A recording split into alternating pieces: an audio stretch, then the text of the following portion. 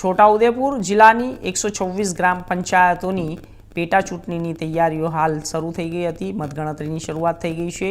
તો જ્યારે છોટાઉદેપુરની 126 ગ્રામ પંચાયતોની મતગણતરી શરૂ કરી દેવામાં આવી છે। ચૂંટણીમાં કુલ 19 લાખ અને તેમાંથી 4000 મતદારોએ પોતાના મતાધિકારનો ઉપયોગ કરીને પોતાના સરપંચ ચૂંટવા મતદાન કર્યું હતું અને મતગણતરી બાદ ગ્રામ પંચાયતોને પોતાનો સરપંચ મળશે અને છોટાઉદેપુર જિલ્લામાં 126 ગ્રામ પંચાયતોમાંની ચૂંટણીની મતગણતરી ચાલુ છે।